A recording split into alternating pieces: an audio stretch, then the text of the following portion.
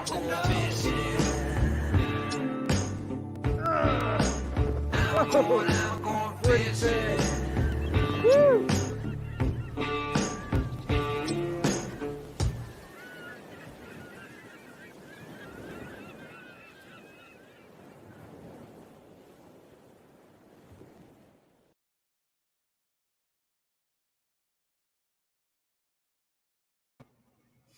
Hey everybody, Jim Sammons here. Welcome to the Kayak Fishing Show live. As always, brought to you by Ballast Point Brewing Company.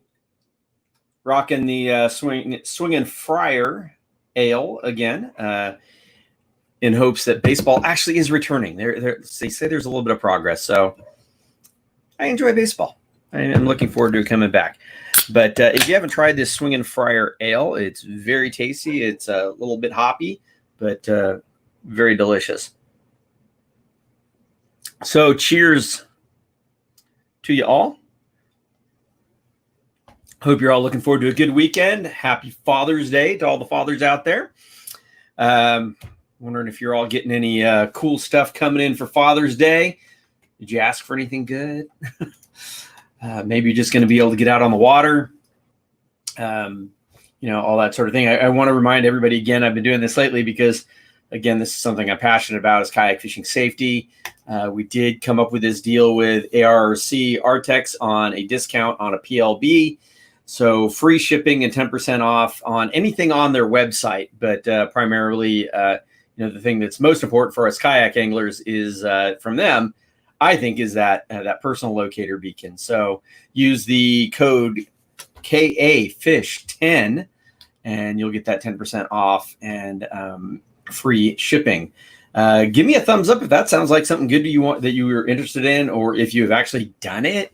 I'm really curious if people have taken advantage of this. It's just, doesn't mean a whole lot if I kind of arrange a deal for people and then nobody takes advantage of it, because that certainly doesn't show anything to a potential sponsor. And again, ACR is not a sponsor of theirs. I just wanted to kind of bring that to the table, and hopefully, maybe it can save some people, because unfortunately, people die doing this sport every once in a while. So also, there was one other thing I was going to bring up, and now I've lost my mind. I think I spent too many hours at the DMV this morning. That's always a good time. The line, I got there this morning an hour before they opened, and the line was around the building. And because I have a commercial driver's license, I had to make an appearance. I couldn't just do it online. I had to actually go there. Thankfully, I was able to submit some of the stuff online, which allowed me to jump ahead of that line. So I was only there for about an hour and a half, so it wasn't terrible. But, DMV is never fun. Let's say hello to a couple of people here. Let me get this banner off the bottom. Hoping people will bring our questions and everything. Did see my friend Egowitz, the best show ever. Thank you, Egowitz. I hope you're doing well. I thought I saw you post a picture today that you were actually out on the water. So I hope you are able to get out on the water now over in Spain. Dave Fowler, bass opener this coming weekend. Tommy, happy Father's Day to you. Thank you so much. I am a father of two. I have I've got a wonderful daughter and a wonderful son. We just joke about that because people always say that on talk shows.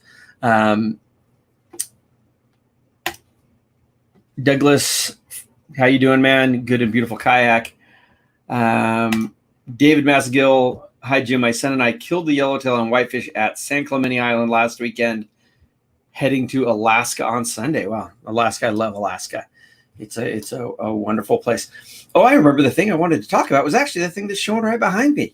Our premiere episode. So if you hadn't heard, and we've been trying to spread the word, premiere episode of season 11 will be on Fox Sports beginning this Saturday. So on Fox Sports West here in California, that it's airing at 9 a.m. I know in a couple areas it was airing at 6 a.m., But and in many of the areas, when I looked down the list, it said it was airing at 9 a.m. Of course, that's the wonderful thing about the old DVR now. You can just plug it in. So I hope you guys will be watching. I hope if you can, you'll DVR it if you don't have time. I actually won't be watching, but I'll probably DVR it. I'm going fishing. We're going to jump on the boat and go spend a day actually where the video is going to show today. So today's episode, again, this is from season 1. Now, back when we first started shooting, at the end of every season, my videographer would come here to San Diego, and we would kind of do our catch-up shooting, if you will. You know, if we had to do any taglines or sponsor bumps, anything like that, he would come into town, and then we would shoot those, and then usually go fishing around here. So honestly, when I pulled up this video, this episode, I may have pulled up the wrong one. I'm gonna have to go back into my deal because I hit the button and I've got the wrong one up. But anyway, when I first looked at what episode, this is episode 13, I thought it was just a highlight reel of the season, but we actually did some fishing here locally. Just went on to San Diego Bay, did some bay bass fishing. If you've never been to San Diego, you know, it's kind of known, La Jolla, for our big fish, the yellowtail, white sea bass, that sort of thing. But one of our fantastic year-round fisheries is in San Diego Bay and Mission Bay for spotted bay bass and assorted other fish. I always say if I'm going to La Jolla to go fishing, I go to San Diego Bay to go catching. I've never in my life been skunked on San Diego Bay. Like I say, you may primarily catch spotted bay bass, but you'll catch sand bass, calico bass, halibut, bonefish even. I mean, there's a lot of different fish in this bay, and it's just a super fun fishery. It's a great way for people to learn about kayak fishing. Generally speaking, if I'm taking people kayak fishing guided trips and they are brand new to the sport, I will take them on San Diego Bay because they get that repetition of dealing with gear, dealing with fish, and generally a lot of them, and moving around and just dealing with all that in a little bit more controlled environment than if they say going out to La Jolla and, you know, punching through the surf.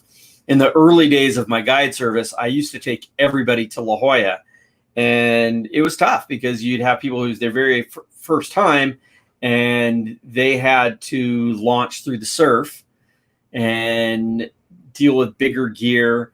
And then you're looking for that one big fish. And so if you don't have that background experience of just dealing with your gear and moving around the boat, if you did get that opportunity at that one big fish, oftentimes they would miss it. So I started doing most of my my trips with clients, with beginner clients, onto San Diego Bay, and it became a much better learning experience for them. And like I said, sometimes you just want to go catching, and it's just a super fun fishery. Gene Wilson, thanks for joining us as always. And thank you so much for the congrats on the Fox Sports Network. We're really, really excited about that. Like I said, that's a huge, huge boost in our reach. An additional 80 million households.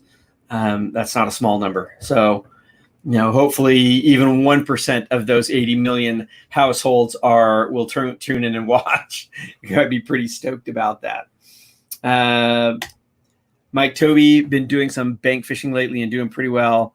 I have a 5-weight, 15 to 25 pounds, 15 to 25 pounds. I don't know if that's 15 pounds or what. So bank fishing on the fly. That's fun. Anyway, I made a mistake. I just looked over and I had pulled up the wrong episode. So now I have to go and find the proper episode.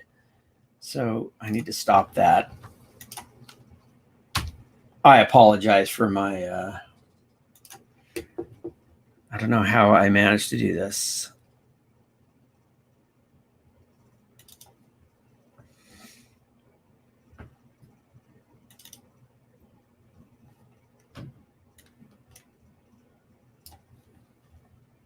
I apologize once again. I'm trying to do multiple things at a time here.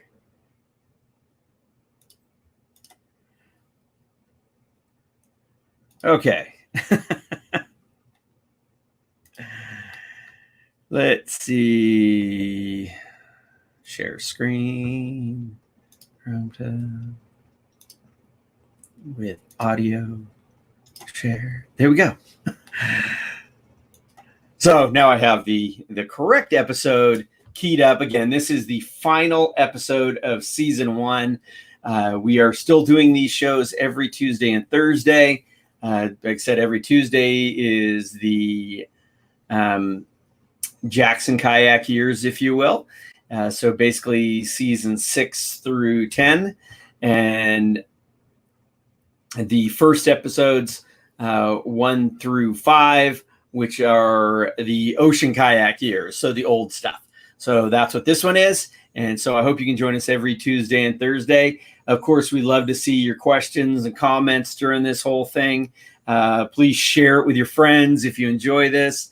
You know, it's all good stuff. And, you know, if you have people who are interested in the sport of kayak fishing, you know, we have a lot of episodes. So with that said, let's bring this back up.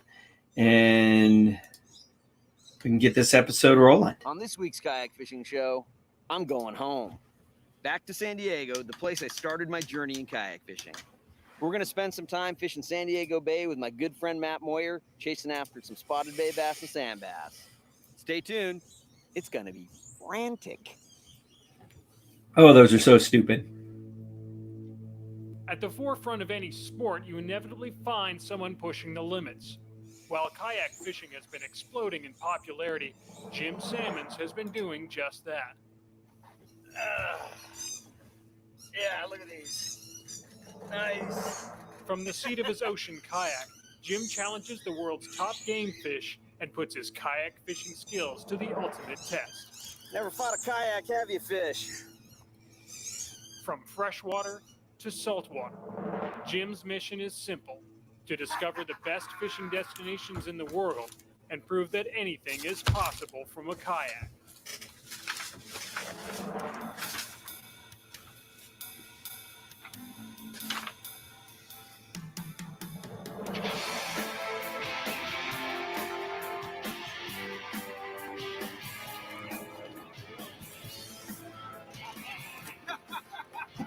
And the little one got away.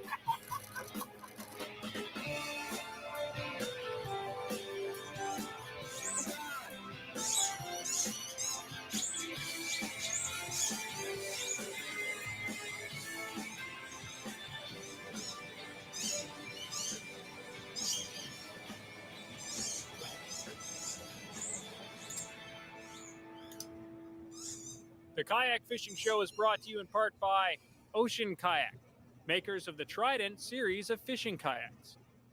Ex Officio, clothing for the adventurous spirit. Seagar Fluorocarbon, fish anything. Standard Horizon, nothing takes to the water like Standard Horizon. Maui Jim, eliminate glare, turn up the color. And the Heliconia Press, cutting edge outdoors media. This week on the Kayak Fishing Show with Jim Sammons, Jim shows us the world-class fishing in his backyard, along with longtime friend Matt Moyer. A San Diego native, Jim learned to fish the waters of San Diego Bay and La Jolla. Having spent his childhood surfing the break at La Jolla, Jim used to strap a milk crate to his longboard to fish just beyond the surf zone. And so when he came across sit-on-top kayaks about 15 years ago, Jim immediately recognized how great they would be for fishing out there. It wasn't long afterwards that Jim hooked up with, fought, and landed the first of what remains the only Californian marlin from a kayak. San Diego Bay and La Jolla are two of the most popular kayak fishing destinations in the world. Well, here we are at my place, my beach, La Jolla. It's where I pretty much cut my teeth on kayak fishing and started my business, La Jolla Kayak Fishing.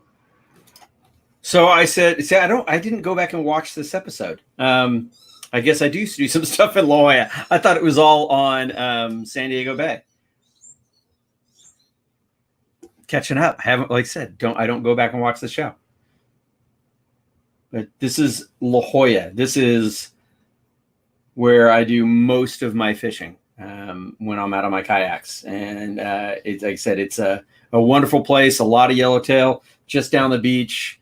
Looking the opposite direction from this is Scripps Pier, the Scripps Institute of Oceanography. And as it mentioned, was where I caught my very first marlin off of a kayak. And it's still the first and only, as far as I know, marlin to be caught off of a kayak in California. So that was pretty cool. But we'll get her rolling again. Over 16 years ago. A lot of good memories fishing this place. It's kind of become the mecca of kayak fishing. Guys from all over the West Coast drive here to fish La Jolla because it can be an incredible fishery. There's yellowtail, white sea bass, thresher sharks. I even caught my very first marlin off a kayak back in '98. Matt Moyer is an executive chef at the prestigious La Oh, Jolla. now we're back on the bay. And part-time guide for La Jolla kayak fishing. My name is Matt Moyer. I have to talk to you. All right. So ask me again. My name is Matt Moyer. I'm a big game kayak fisherman, and I also fish bass tournaments. Matt Moyer's the little brother I never wanted. Matt's one of these guys that you'll never meet anybody who doesn't like him. Just super personality, very level-headed, but also just a lot of fun to be around. That's what you guys want to see. About 7 years ago, a shared passion for kayak fishing and a family tragedy brought the lives of Matt Moyer and Jim Sammons together. When my dad got sick, there was one person who really stepped up to help my family out, and it was Jim. He put on a kayak tournament 2 years previous, and then he named it after my father, Steve Moyer. When I found out one of our kayak fishing community was in need, I called Matt up or emailed him through the websites, and I said, "Hey, Matt, we got our tournament coming up.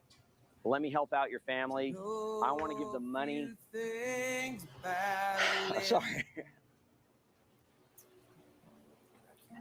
I haven't thought about this in a long time. For someone to actually think about your family and do something like that, I mean, he's not only a kayak angler who just I fish with. He's a friend. Stay tuned as Jim and Matt drop lines for spotted bay bass in their home waters and reflect upon a year filled with mind-blowing adventures.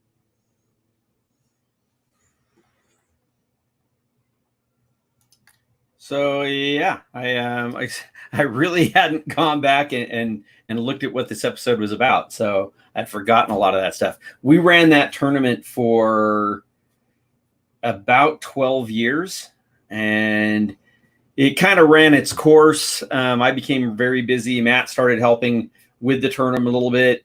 The whole community around here kind of changed, and we earned an awful lot of money. We either gave money to a member in the community or we gave money to the American Cancer Society. And we ended up over the years giving about $150,000 to the American Cancer Society. So that was pretty cool. We were very proud of it, and it ran for a long time. But like I said, it kind of ran its course. And I don't know, maybe someday that tournament will come back. We really don't have a big yearly tournament here anymore. I'm not a big tournament person myself, but I always loved the camaraderie. I loved the community of the events afterwards. So always a lot of fun. So yeah, I wasn't expecting that to even be in here. I'd totally forgotten.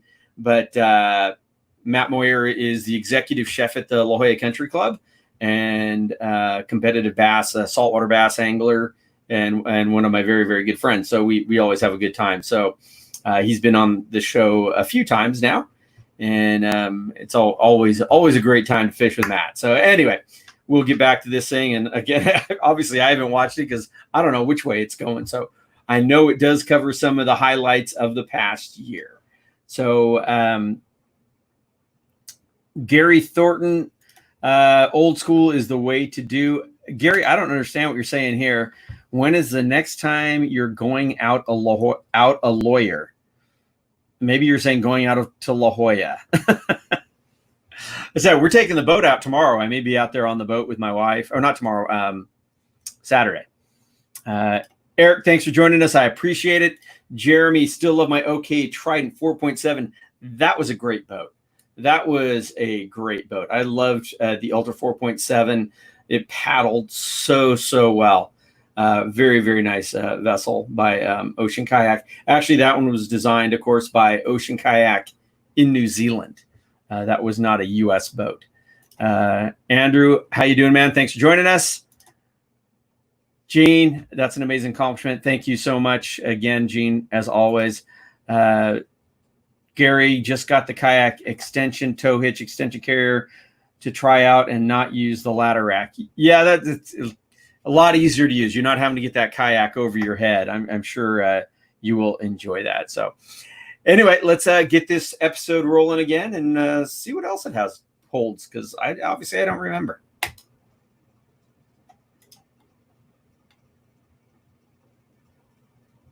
Of San Diego Bay and La Jolla with longtime friend Matt Moyer.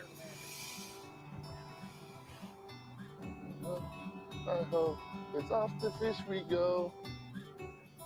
Dun, dun, dun, dun, dun, dun, dun, dun. Do you really need one for out here? I mean, how often have you fished here? That is a spotted bay bass, a very small one.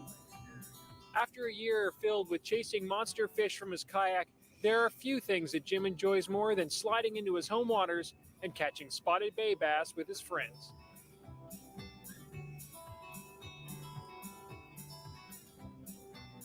Oh, chunky spotty. That's a nice spotty. Yeah. Woo! That's a better one. Holy. I had a double on, dude. I had two on and it broke me. Broke me off. Really? Yeah. Because you have that double setup? Oh, that's a nice one, dude. Big old chunky spotty. Well, San Diego Bay is probably the best place to get kids started on fishing. We're in an area right now called Highlands Park. As you probably already saw, there's a nice little area to launch, nice little sandy beach. And this area, we call it the nursery, because it seems like you come out here, this is where all little bay bass are. And you come out here and have easily 60 fish days, you know, get the right tide and everything. Jim and I are scratching a little bit today. We have very little tidal movement. So what we're doing in San Diego Bay is we're long lining, which is a classic way to catch fish when there's no tidal movement. And what we're doing is we're throwing our line out, we're letting a lot of line out as much as we can, and then we're reeling real slow to keep that bait in the strike zone. There's a lot of different types of fish in this bay. There's spotted bay bass, sand bass, calicos, halibut, stingrays.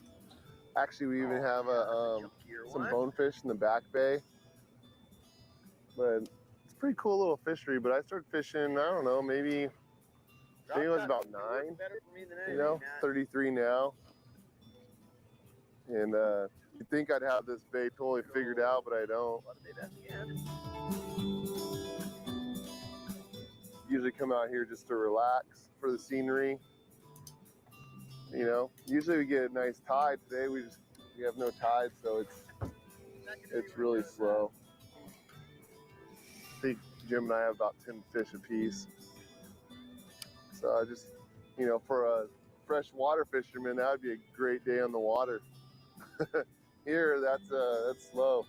So it just goes to show you what you can actually come out and do.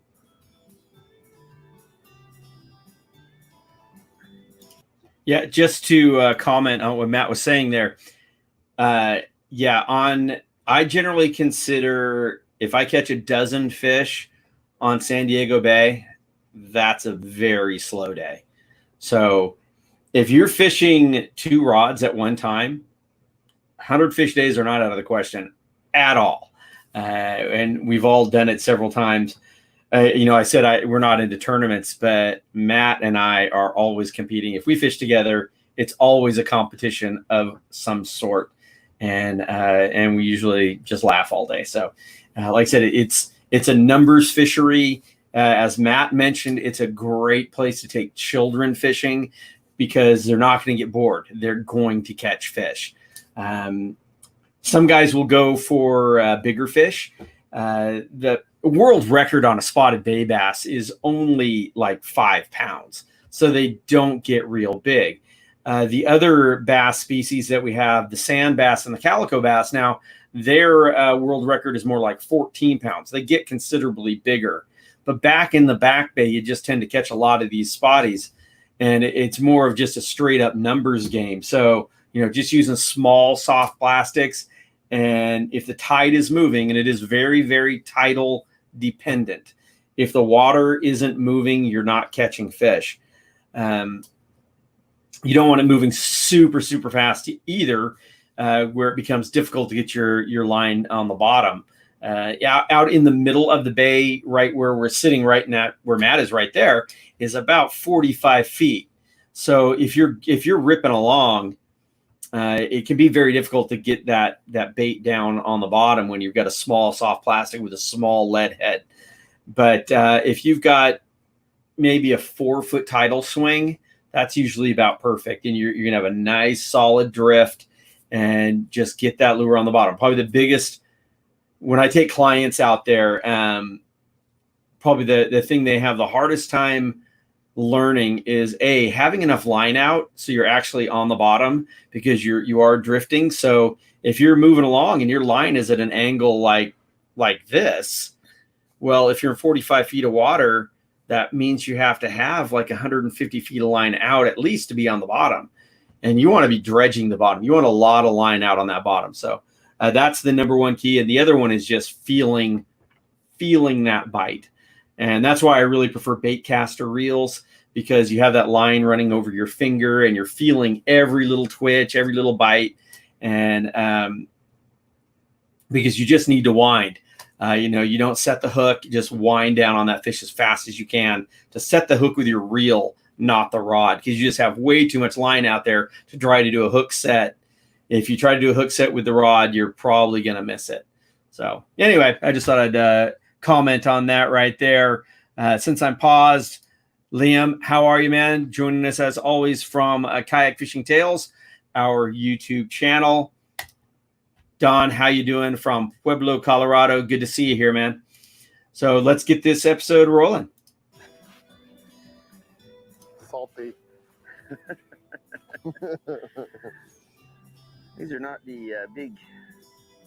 They sure seem small after catching those big calicos down at Cedros. Oh, I bet. When I'm drop shotting, I like to put a swivel above the sinker at the bottom, because the sinker is just rolling on the bottom, and when it's rolling, your line gets all twisted. So just by putting a small swivel up above the sinker, keeps you from getting that line twist. Not much with this little tide movement, and we're actually catching a few fish, and one more than him. While working as a kayak fishing guide over the past 15 years, Jim has seen people make just about every possible mistake.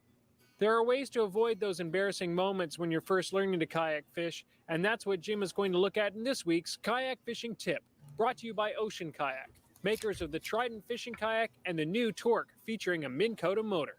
One of the biggest problems with kayak fishermen is that 99% of them are fishermen first and kayakers a very, very distant second.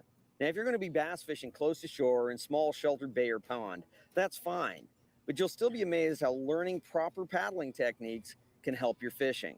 You'll be able to cover bigger areas because you'll be paddling more efficiently. You'll also be able to get to fish more quickly and quietly, and you'll be able to fight and land fish more effectively. Of course, you'll also develop confidence and skills you need to fish safely in more exposed conditions. The bottom line is, once you decide to pursue kayak fishing, and you will once you try it, it's a very good idea to take a kayaking class. You're going to want to learn how to paddle properly and learn how to do a self-rescue in case you fall in the water. Now, with that said, we're going to give you 3 tips that are going to help you avoid those embarrassing moments when you're first learning to kayak fish. Dress to swim and rig to flip. Dress to swim simply means that you should dress with the expectation of swimming. Of course, this means wearing your PFD, but it also means wearing clothes that still do their job when they're wet. In San Diego, that means wearing quick-drying clothing like ex officios rather than a cotton t-shirt and shorts, which will stay wet and uncomfortable all day. Rigging to flip just means making sure that everything you bring is either secured to the kayak, that it will float, and that anything that can't get wet is secured in a dry bag. For the next rule, remember, where your head goes, your body will follow. To stay upright, keep your head down the center line of the boat.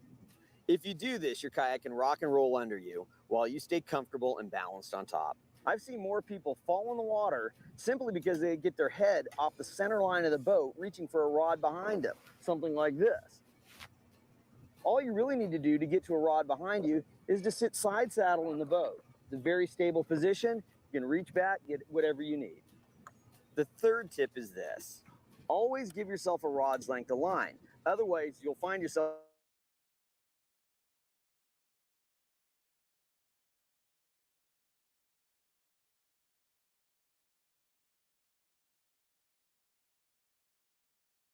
doing the starfish.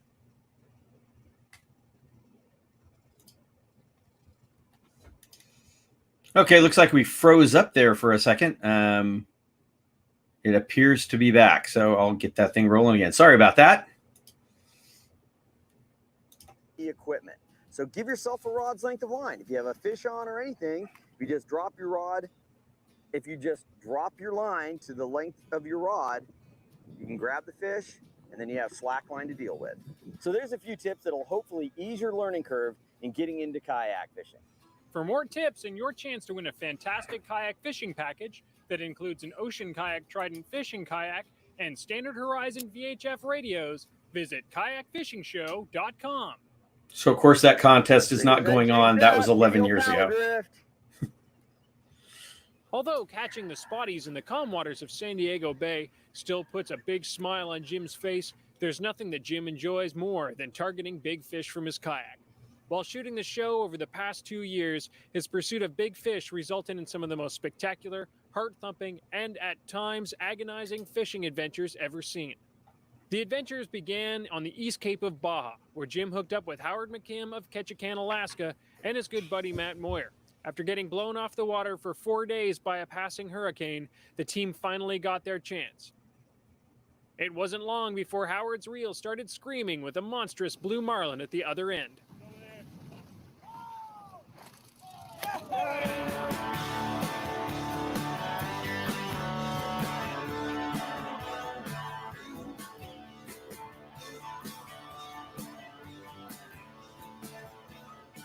As Howard got towed far out into the Sea of Cortez, Matt Moyer and Jim Sammons gave chase with their bait still in the water. Next thing they knew, Matt was hooked up with a striped marlin. It was just crazy because Howard was already on that 250 plus pound blue marlin, and I was kind of racing to kind of get out there. And as I was paddling, all of a sudden I hear this splashing behind me. After an epic hour-long battle, Matt landed the smaller striped marlin with Jim's help. Not often when I'm down here that I get to fish. I'm usually guiding clients and spending time with them, so I don't get a lot of time to fish. I'm really looking forward to fishing on this trip, and basically got about 2 hours of fishing on the first day because of Howard hooking up and then Maddie hooking up and me feeling like, you know, this is still my spot. It's still my job to kind of help them out with those bigger fish, and I wouldn't trade that for the world. How am I gonna get out of this 10-day run? After successfully releasing the beast, the guys hopped onto a support boat to catch up with Howard, who was now a speck on the horizon. After getting towed 11 miles out to sea, Howard was running out of time, so he tightened up the drag and did his best to finish the fight. After getting the fish within leader length from his kayak, a last run by the marlin snapped Howard's line and ended the grueling 5-hour battle. I have a lot of days where I think I'll never forget this day, and that's always a sure sign for me that it was a good story or a great day and had an all-day fight. And I would right now, that's definitely on the top of the memory. Good job, Howard. That was awesome. Great fight. Stay tuned to the Kayak Fishing Show as we look back on Jim's wildest adventures from the past 2 years. The Kayak Fishing Show is brought to you.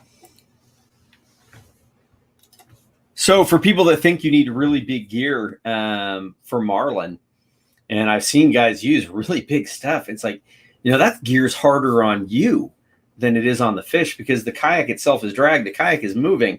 I've never caught a billfish, and we've dealt with a lot of billfish on the kayak down in Mexico and everything. And Howard in there was using a Trinidad 14, which, if you know that reel, it's pretty small.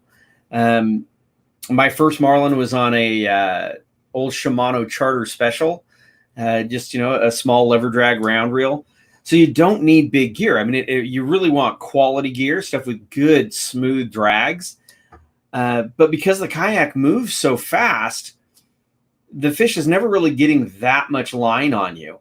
So you don't need that super big gear. So you can fish with gear that's considerably more comfortable and easy on your body.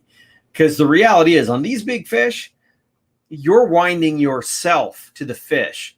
You're not winding the fish back to you. And that's a fact. So anyway, let's get this thing rolling. To in part by Ocean Kayak. So the rest of this is Ex-officio. just highlights from the rest of the season, I believe. Welcome back to the Kayak Fishing Show with Jim Sammons, where we're looking back at some of the mind-blowing adventures that Jim experienced over the past 2 years.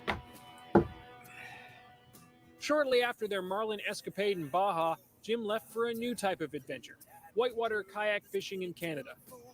On this trip, the fish didn't provide the biggest challenge. It was getting to the fish that proved to be a handful. In fact, it was the very first rapid that taught Jim the power of moving water, the hard way. It's just water, right? Oh,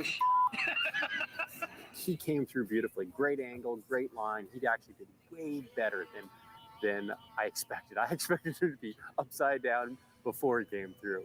And so he went over and swam. But he rallied, got back on the boat, held his paddle, rolled the boat upright, jumped back on. It really was impressive how quick he got on it. He was with it. And unfortunately, that's when he paddled him into the hole and he fell over into it.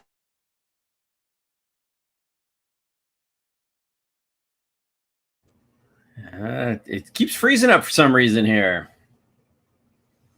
Go get him, Jim!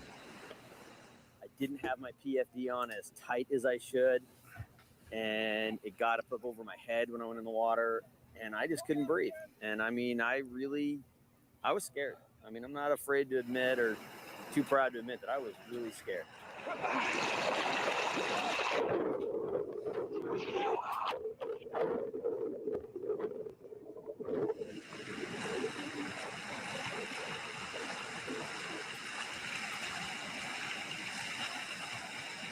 Ken's got him.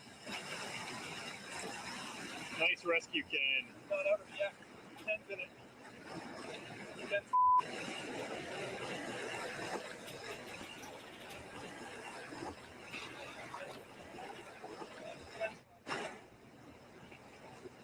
No, they're okay. Luckily, Ken got up there, and I swear we could have seen that rescue happen, 99 times out of 100, and it wouldn't have went as smoothly as it did. Two, have no strength in arms. Okay, ready? I'm just gonna right here. 1, 2, 3.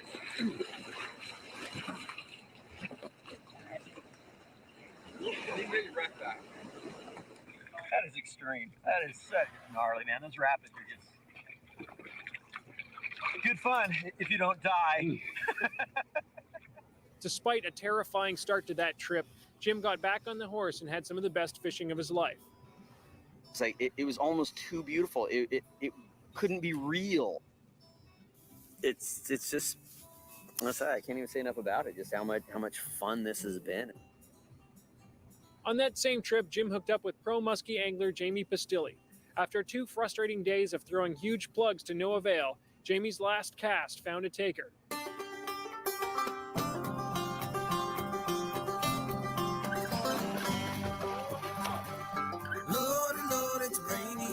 the figure eight, and it just.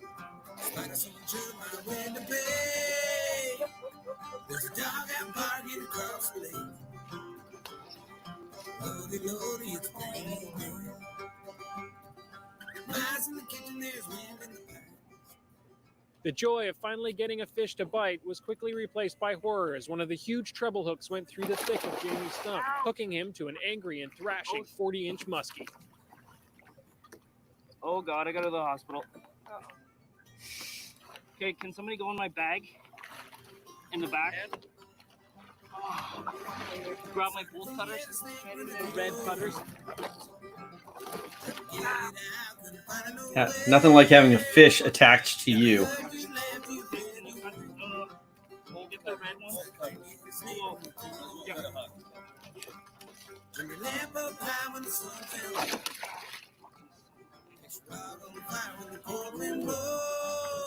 Right there.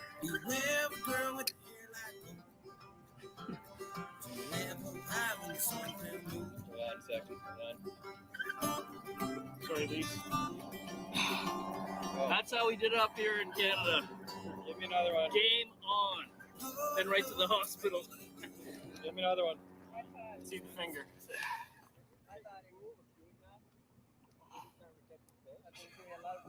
Right in and through, eh? Right in there. Out there. Yeah! One of the last shoots of the season took Jim to Panama. And that is why you always carry bolt cutters or big lineman's tools, something that will cut a heavy hook. Because, I've seen where guys have gotten a hook put in them and everybody's got like these little tiny needle nose pliers and nobody can cut the hook. So luckily Jamie had bolt cutters. I always carry bolt cutters, or like I said, these big lineman's pliers. They will cut most everything. Brett says, "Hey Jim, glad to see you active and spreading the love still." Oh yeah, man, still at it. And continuing. Hopefully we'll start shooting again here soon. Mike McKenna, scary stuff. I'm assuming you're talking about when those rapids. Truly was still the scariest thing I've ever been through while out on my kayak. My wife actually says that still gives me a knot in my stomach. Yeah, me too. But it was an amazing trip. That trip, other than that, was absolutely amazing. Rusty, is this recorded? I assume you're talking about this episode. Yeah, this is available on. Well, it'll be permanently on our Facebook channel, and it'll also be permanently on Kayak Fishing Tales, our YouTube channel. So you can always go back and watch this. Brett, I always get inspired to go paddle again after watching these. Yeah, me too. I need to go paddling. And Dave Masgill, ouch. Yeah, that was a big ouch. And, they say the muskie is the fish at 10,000 casts or something.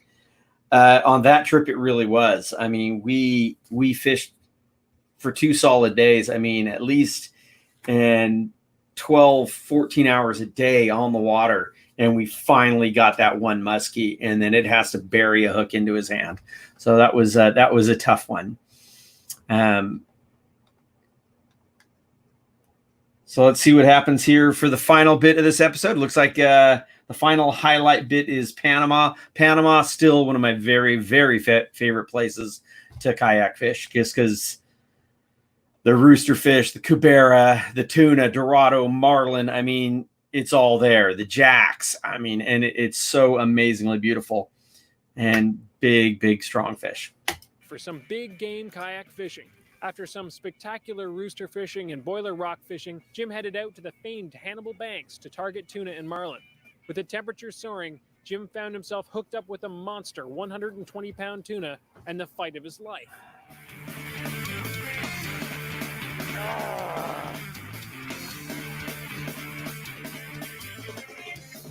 I really think that pissed him off. Dude, this is a big fish.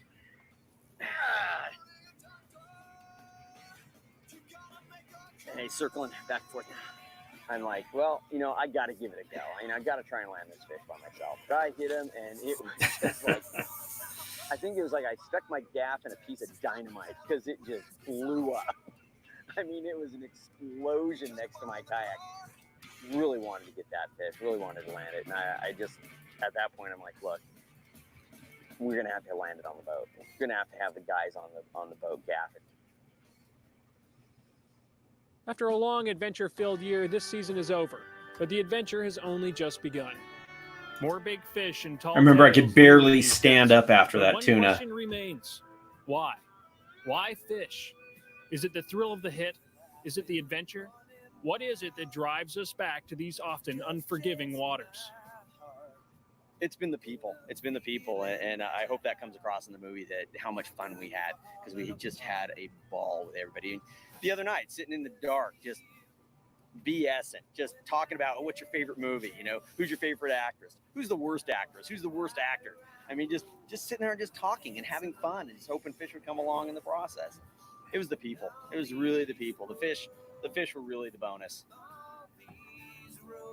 Stay tuned for Season 2 of the Kayak Fishing Show as Jim heads into more wild waters in search of big adventure.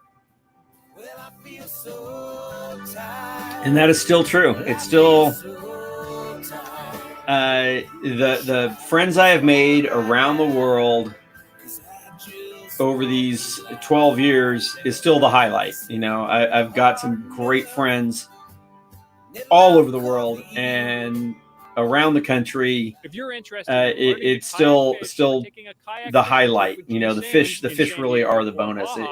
It's been great, and you know, we hope to continue doing that, and that's why we're so excited about this. We'll get that out of there. We're so excited about this move over to Fox Sports, because again, that just allows us to spread the message, spread the joy of the sport of kayak fishing to a much bigger audience. So anyway, I really appreciate you all watching. There's still a couple comments here. Rusty, I'm really interested in fishing some Cali rivers, but not sure if we hit any rivers. Usually have kids with me. Yeah, kids in a river, unless it's a slow moving one, I mean, you definitely need to be careful there. I mean, that's, like I said, that's the scariest moment I ever had, but that was on the Ottawa River in a pretty big rapid. Brett says, have you ever considered a California Delta episode? Striper, salmon, and sturgeon. We actually did a Delta episode very early on. I think it might have been the first season. No, it wasn't the first season with Jackson. I don't remember. It's been so long ago. But we did a Delta. It was mainly bass fishing. We kind of did a California road trip and hit a few different places. But to do it for stripers and salmon and sturgeon, I'd love to. You know, the biggest thing is always is having somebody on location who is willing to help us put a shoot together. We generally need a boat because the camera guys just can't shoot from kayaks. I mean, they do. And a lot of times if I have two cameras, I'll have one guy in a kayak and another guy in the boat. But it's just having a boat for the camera. You get much better angles. You protect the gear a lot more. So having a support vessel, you know, lodging, all that stuff. So if there's somebody on location to help us put the whole thing together, that always helps. So anyway, I really appreciate everybody joining me here today. I know I didn't have a guest, mainly because I knew this was kind of a mixed up highlight one. We'll be back again on Tuesday with more of the Jackson Kayak Years, and then back again on Thursday. So every Tuesday and Thursday at 2:00 Pacific time. And again, I'll throw this up here one more time because, you know, if people want to stay safe, if you're an outdoorsman, if you're going remote, if you're an offshore person, go to ACR Artex and take a look at the PLBs. I said we have this discount code for you. It's Kayak or KA Fish 10, and that's going to give you a 10% discount and free ground shipping. And like I said, this is just something to help people get safe. This is not a sponsor of our show. Again, I'm very curious if people have taken advantage of this deal. We've had it up now for about a week, so Would love to know if, give us a thumbs up or whatever if you have taken advantage, or if you're thinking about taking advantage. It certainly would be a great one if you're looking for a Father's Day gift, anything like that. So, and again, this is just to help people stay safe on the water. Again, our shows are brought to you by Seaguar, Jackson Kayak, Warner Paddles, Standard Horizon, Yak Attack, Siegler Reels, A Band of Anglers, Bray Marine, Kokatat, and Ballast Point. Cheers, y'all. If you are going out on the water, please remember to wear your PFD and keep your paddle right side up. Take care. Have a good weekend. Happy Father's Day, all. I'm out.